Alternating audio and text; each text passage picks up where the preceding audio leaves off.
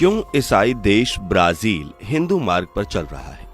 क्या सच में ब्राजील भविष्य में एक हिंदू देश के रूप में उभर सकता है? कौन है वो शख्स जो तेजी से सनातन का परचम विदेशी धरती पर लहरा रहा है? कितनी तेजी से हिंदुओं की आबादी ब्राजील में बढ़ रही है? क्या है सनातन के बढ़ते प्रभाव की वजह? कैसे ब्राजील में सनातन की शुरुआत हुई? क्यों ब्राजील वासी हिंदू धर्म के साथ साथ भारत के रीति रिवाज भी अपना रहे हैं?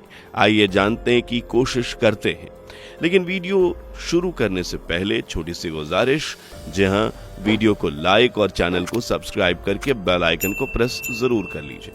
ब्राजील, जिसे officially federative Republic of Brazil भी कहा जाता है, यह दक्षिण अमेरिका का सबसे बड़ा देश है जिसकी पहचान एक क्रिश्चियन कंट्री के रूप में की जाती है। ब्राजील अपनी जीवंत संस्कृति, विश्व प्रसिद्ध कार्निवल समारोह, अमेज़न वर्षावन, लोकप्रिय खेल फुटबॉल के लिए पूरी दुनिया में एक अलग पहचान रखता है। क्षेत्रफल के हिसाब से यह दुनिया का 5वां सबसे बड़ा देश है, जो टोटल 85,15,767 वर्ग किलोमीटर में फैला हुआ है और इस विशाल सरजमी पर लगभग 21 करोड़ से भी ज्यादा की आबादी निवास करती है, जिनमें सबसे बड़ा हिस्सा ईसाई धर्म को मानने वाला है। देश की 75% आबादी क्रिश्चियन, जिनमें से 49% लोग कैथोलिक धर्म के मुरीद हैं, जबकि 26% लोग प्रोटेस्टेंट हैं।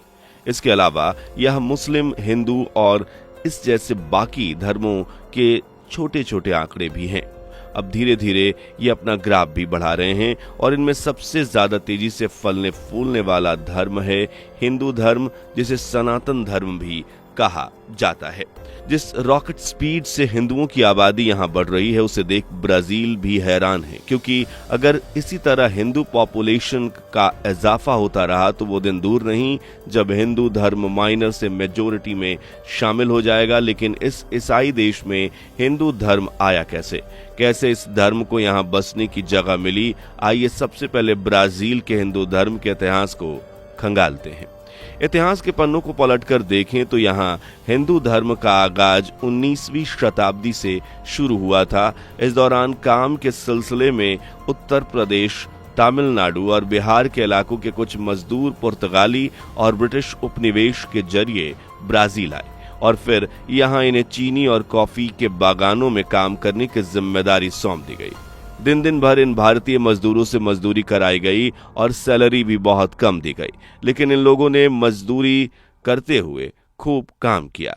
इस वक्त इन भारतीय मजदूरों की संख्या बहुत कम थी, जिसके चलते ये विदेशी धरती पर अपने धर्म का ज्यादा प्रचार प्रसार भी नहीं कर पाए और विदेशी ताकतों के हुक्म को मानते रहे।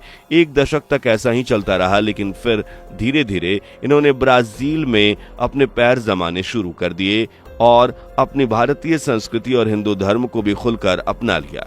अब इन लोगों ने यहीं शादी करके बसना शुरू कर दिया और सालों से एक्सपीरियंस के चलते अब काफी प्रोफेशनल भी हो गए। इन्होंने अपने बच्चों को खूब पढ़ाया लिखाया, जिनमें से कोई डॉक्टर बना तो कोई इंजीनियर, जबकि किसी ने हिंदू धर्म में से दिल लगाकर अपना पूरा जीवन भगवान की आराधना में ही लीन कर दिया।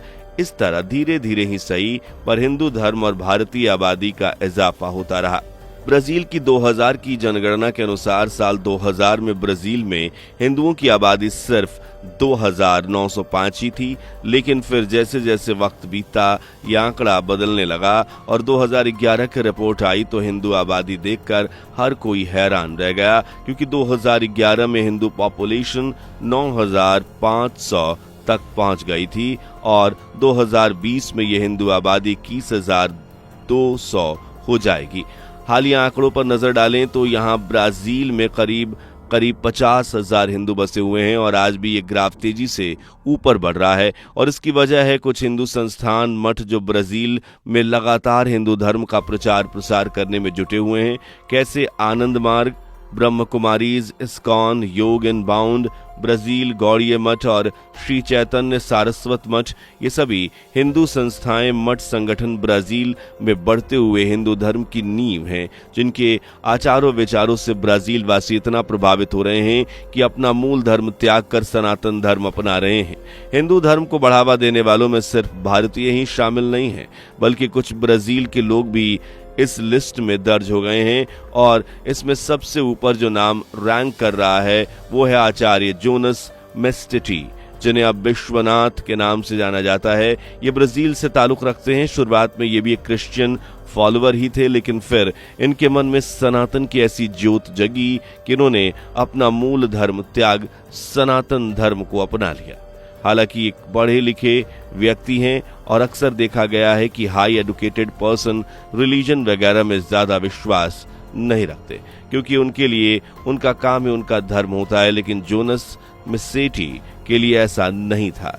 भले ही इन्होंने जीवन की शुरुआत एक मैकेनिकल इंजीनियर की पढ़ाई से की, अपना बिजनेस सेटअप किया, लेकिन फिर इन्होंने धर्म से नाता नहीं तोड़ा और पहले ये ईसाई धर्म को मानते थे और फिर सनातन की छाया में आ गए। जब जोनस मेस्टेटी ने सनातन को करीब से जाना तो ये इसके उपासक बन गए और कोयम्बटूर में जाकर श्री स्वामी दयानंद सरस्वती से मुलाकात की और उनके मार्गदर्शन में वेदांत की शिक्षा हासिल की और आचार्य की उपाधि हासिल कर ली। आज जोनस मेस्टेटी और विश्वनाथ दुनिया भर में वेदांत और भगवत गीता पढ़ाने का काम करते हैं और खुलकर सनातन का प्रचार करते हैं। अनेकों बच्चों को इन्होंने भगवत गीता से रूबरू कराया और इनके दिल में सनातन के प्रति श्रद्धा और आस्था को जन्म दिया। आज इनके प्रयासों के चलते ब्राजील में सनातन धर्म को आगे बढ़ाने का मौका मिल रहा है। आज ब्राजील की कई आदिवासी जनजातियां ऐसी हैं जो प्रकृति की पूजा करती हैं और सनातन धर्म में ही प्रकृति की पूजा का कॉन्सेप्ट है। इसी पॉइंट को देखते हुए विश्वनाथ ने आदिवासियों को सनातन धर्म से जोड़ने की कोशिश की। उनकी पूजा को हिंदू धर्म के नियमों का ही एक रूप बताया, जिससे बड़ी आसानी से ये आदिवासी लोग सनातन की तरफ आकर्षित हो गए। विश्वनाथ लोगों को वेद पुराण का ज्ञान तो देते ही हैं, साथ ही ये लगभग हर रोज ध्यान के शिविरों का भी आयोजन करते हैं, जिसमें बड़ी संख्या में ब्राजील वाली शिरकत करते हैं और योग ध्यान करने से उन्हें दिन काफी अच्छा महसूस होता है और शांत वो फील करते हैं। इस तरह विश्वनाथ ब्राजील के लोगों को न सिर्फ सनातन धर्म से जोड़ रहे हैं और इसके साथ साथ वो उन्हें भारतीय संस्कृति से भी रूबरू करा रहे हैं। यही वजह है कि आज ब्राजील में तेजी से योग ध्यान और भारतीय संस्कृति के तरफ अट्रैक्शन बढ़ रहा है और हिंदू धर्म से जुड़ी हर छोटी से छोटी बात जानने के लिए उत्सुक वो रह रहे हैं। आपको जानकर हैरानी होगी कि अब तो ब्राजील में ईसाई त्योहारों के साथ हिंदू त्योहार भी खूब हर्षो उल्लास के साथ मनाए जाते हैं। इन त्योहारों की गूंज साल की शुरुआत से ही गूंजने लगती है।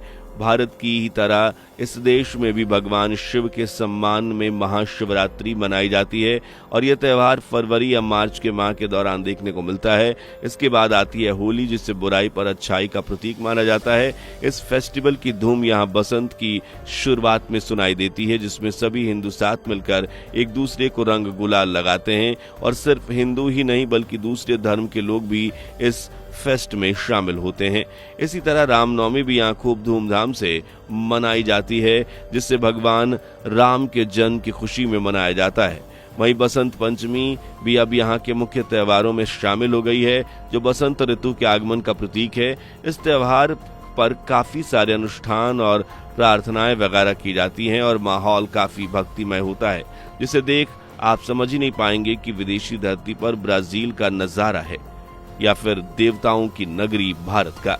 आज हिंदू त्योहार ब्राजील के छोटे छोटे इलाकों से लेकर बड़े बड़े शहरों में खुलकर पूरी आजादी के साथ मनाए जाते हैं, जो ये जाहिर करते हैं कि अब हिंदू धर्म और उसकी जुड़ी प्रथाएं त्योहार किस तरह विदेशी धरती पर भी अपनी जड़ें मजबूत करते जा रहे हैं।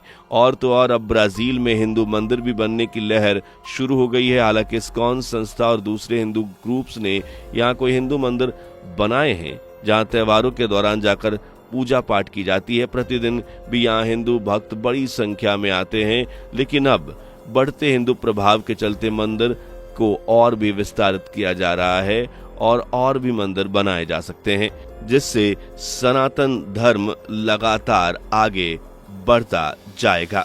आपको बता दें कि इस तरह यहाँ सनातन धर्म का बोलबाला बढ़ रहा है और प्रतिदिन यहाँ हिंदू भक्त बड़ी संख्या में मंदिरों में प्रवेश करते हैं और सनातन को इससे बल मिलेगा, ब्राजील में अब योग को काफी बढ़ावा मिल रहा है। पिछले 10 सालों से यहाँ दुगनी रफ्तार से योग स्टूडियो खुल रहे हैं। उनमें हजारों ब्राजीलियन अपने नाम दर्ज करवा रहे हैं और हर रोज इन योग स्टूडियो में जाकर योग और ध्यान का अभ्यास किया जाता है। इसे ये लोग हिंदू दर्शन का हिस्सा भी मानते हैं। योग दर्शन के अलावा भारतीय शास्त्रीय नृत्य भी देश में अपनी पहचान बना रहा है और ज्यादा से ज्यादा ब्राजीलवासी इन्हें सीखने की चाह रखते हैं। यानी भारत से जुड़ा सनातन धर्म हो या भारतीय नृत्य या भारतीय संस्कृति हो या भारतीय लोग, हर एक चीज ब्राजील में अपनी पकड़ मजबूत करते जा रहे हैं और ब्राजील धीरे धीरे सही पर हिंदू रंग भारतीय संस्कृति में रंगता जा रहा है, जो हम भारतीयों के लिए गर्व की बात है। तो दोस्तों, आज के लिए बस इतना ही। अगर आपको हमारी वीडियो पसंद आई हो तो इसे लाइक और शेयर करने में कोई कंजूसी ना करें। हमारे नए साथी चैनल को सब्सक्राइब करके बेल आइकन को प्रेस कर ले ताकि उन्हें आने वाली वीडियो समय से मिलती रहे। धन्यवाद। दोस्तों, आपको स्क्रीन पर 2 और वीडियोस दिखाई दे रही हैं, जिसे देखने के लिए स्क्रीन पर क्लिक करें।